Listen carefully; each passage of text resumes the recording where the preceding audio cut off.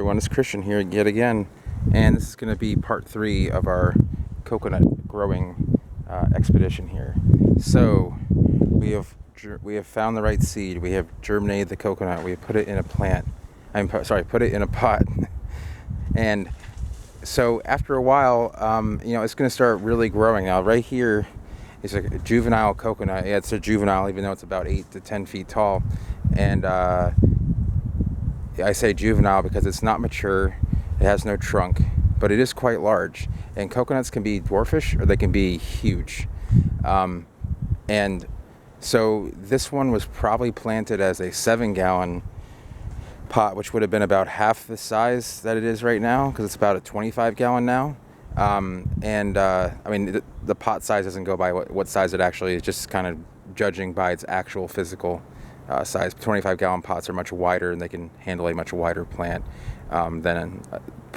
disproportionately more than a 7-gallon. So here we have planted in the ground. It's here at the nursery.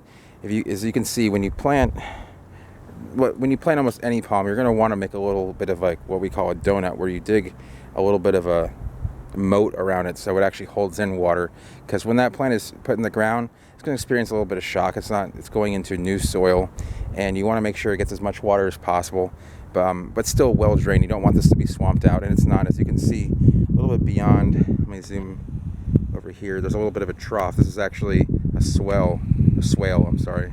It's a swell of the dirt, but it's called a swale.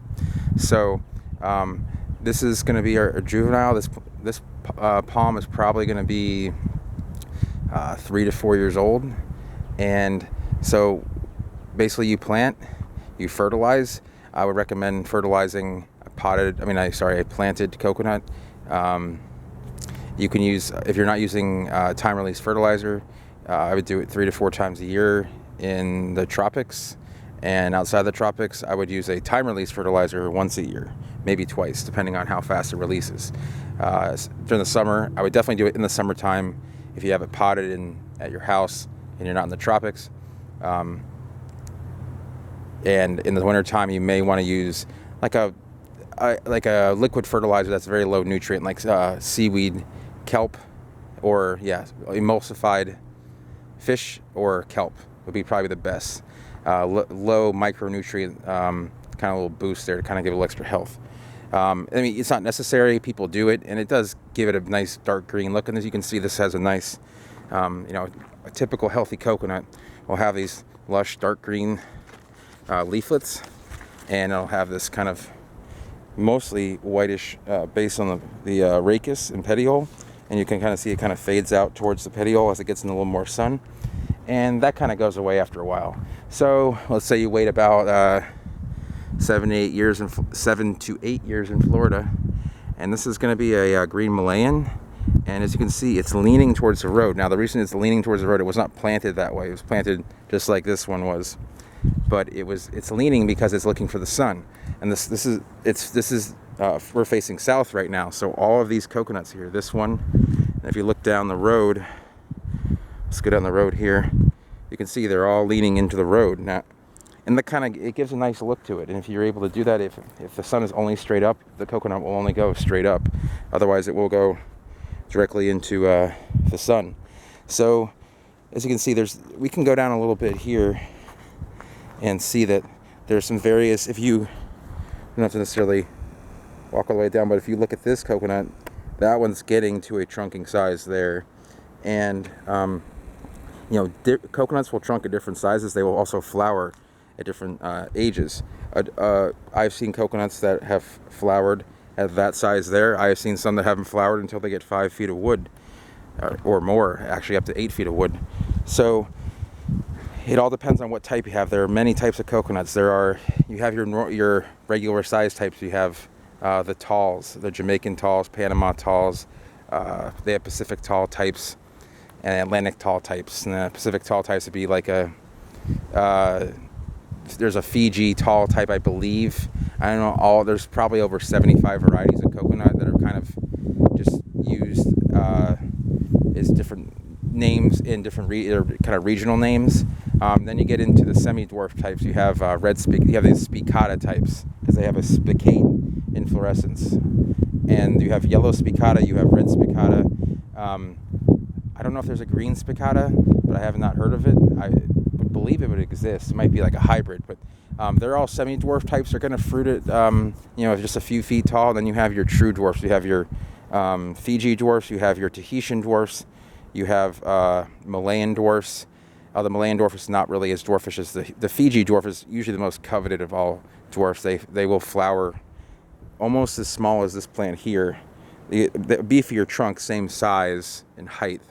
And they're just easy to get the coconuts off of, and they don't grow very fast, and they have very neat, very tight leaflets, and they're hard to find. And the problem with coconuts and getting pure coconuts, and be aware of this, is that coconuts openly pollinate. So let's say these coconuts over here, they both are flowering at the same time. Now when they produce a coconut, if the one on the left is a Jamaican tall and the one on the right is a Malayan tall, there's a very good chance the coconuts are going to be a mix of Jamaican tall x Malayan tall. So be aware that if someone's offering you a plant, ask them, well, did you pollinate it yourself, or do you have it certified from wherever? You can get Jamaican tall coconut certified from Jamaica. Now, if you're a purist, most people don't really care. And when you're collecting, it does matter. And there are some people out there that do dedicate their time to making pure varieties of coconuts. It is, however, very hard, and you really have to trust your source to kind of make sure you get that tall. Now, if you get that variety. Now, if you just want a dwarfish type, you can get the coconuts off a spicata. You're going to know it's at least half semi-dwarf, or a Fiji dwarf, you're going to know it's at least half true dwarf. So I hope that isn't too much in one little paragraph there. But basically, be aware that plants will hybridize. Palms will hybridize, and even varieties will hybridize with each other. So, so that's pretty much going to be it for the coconut. We can talk about things that it does suffer from. Now, there's a virus that does come and go in Florida. It's not around now, but it's called lethal yellowing. And basically, what happens is you get the leaves start kind of dying off. They kind of get stiff. They'll kind of start falling, and the plant just basically has gotten the equivalent of like leukemia for a plant, and it basically just cannot take on any sort of blight or if it incurs drought or fungus. It basically just ends up killing the plant. And this happened in the 80s. It happened pretty much from Miami, West Palm Beach area over to this area, Fort Myers, Cape Coral, and it killed a lot of coconuts. It almost kind of like got the coconut out of existence in there. A lot of people don't remember that. It was 35 years ago. The reason I know a lot about it is because I talked to a lot of guys a generation ahead of me, because I was born in 81. I didn't really see that going on, but still, it's important to know that it's around. It can happen again. So when you see really old palms, like palms that have like 30 feet of wood, really old coconuts that have 30 feet of wood or more, that they survived most likely that lethal yellowing blight. It didn't really get all the way over to here. I don't think it really jumped the river, the Caloosahatchee, that separates Fort Myers from the Cape. And there really wasn't as many houses over here then, so there's a lot of them surviving around this island here in Pine Island. So the other thing is, they can incur scale, they can incur like a white fly. These are all problems they're going to have when they're dry and when it's cool and dry and shady. So make sure you do keep them in a humid environment. It will keep a hot humid environment will kind of keep those insects away.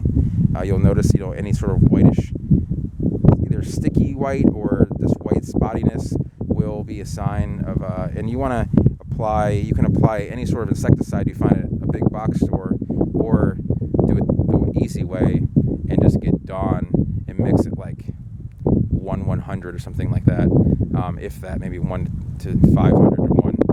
There's actually some info on the internet. I haven't done it in a while. I couldn't tell you the exact mixture, but it works. Maybe what it does is it kind of like makes the insect just stuck on the plant, and it kind of fries it up. So there's that information. I might be able to send a link on that below the video. So anyways, that's going to pretty much be it for the coconut. If anyone has any requests about coconuts, certain things that they want to know about them, I can do another video, or I can respond to your question. So I hope you guys enjoy this little segment on coconuts, growing them up to a certain size. I know it was kind of fast, but I hope it was informational for you guys. And anyway, I'm going to end the video there. So if you enjoy this video, hit the like button, send me a comment if you like, and subscribe if you want to see more of these interesting palm videos. Anyways, have a nice day.